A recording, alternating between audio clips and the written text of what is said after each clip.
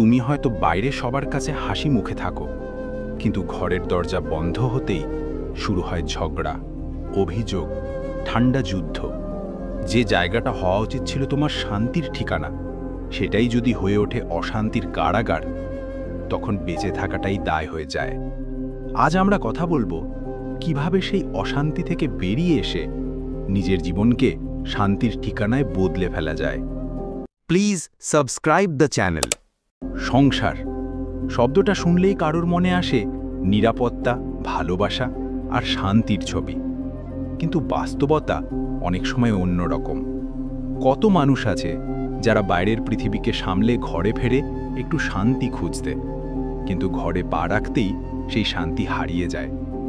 অভিযোগ, মনোমালিন্য, বোঝাপড়ার অভাব, অপূর্ণ প্রত্যাশা, এই সব মিলিয়ে ঘরের ভেতরের পরিবেশ হয়ে ওঠে অশান্ত। এই অশান্তি অনেক সময় এমন জায়গায় পৌঁছায় যেখানে সম্পর্ক ভেঙে যায়, মানসিক স্বাস্থ্য ভেঙে পড়ে, এমনকি জীবনের প্রতি আগ্রহ হারিয়ে যায়। আর সবচেয়ে কষ্টের বিষয় হলো এটা ধীরে ধীরে ঘটে।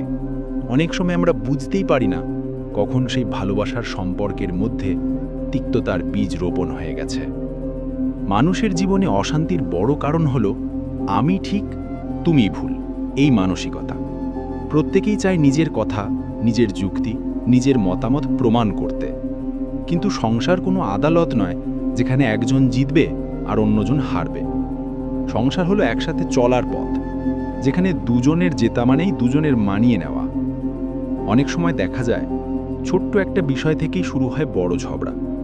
হয়তো বাজার থেকে কিছু আনতে ভুলে গেছেন, বা হয়তো কারোর জন্মদিন ভুলে গেছেন। এগুলো ছোট ভুল, কিন্তু আমরা সেই ভুলকে বড় করে তুলি, পুরনো ঘটনা টেনে আনি, দোষারোপ করতে থাকি। ফলে কথোপকথন বদলে যায় তর্কে, আর তর্ক বদলে যায় মন ভাঙায়। আমরা ভুলে যাই ঝগড়ায় কোনো জয় নেই। যদি কথোপকথনের শেষে দুজনেই আঘাতপ্রাপ্ত হয়, তাহলে আসলে কেউ জেতে না।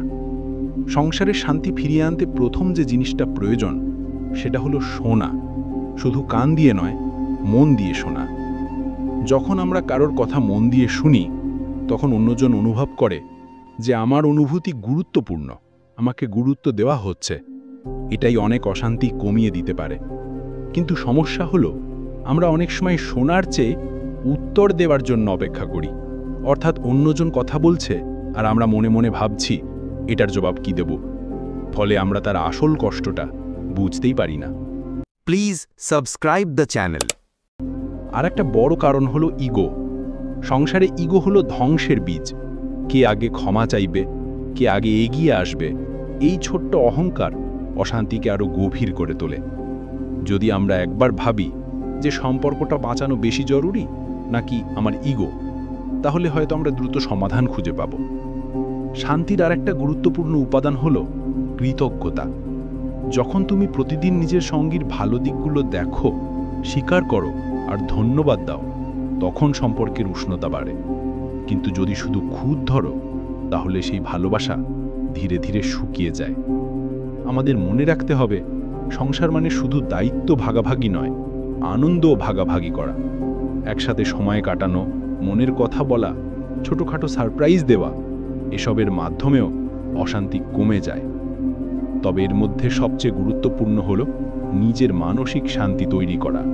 কারণ তুমি নিজে ভেতর থেকে শান্ত না হলে বাইরের শান্তিও ধরে রাখতে পারবে না।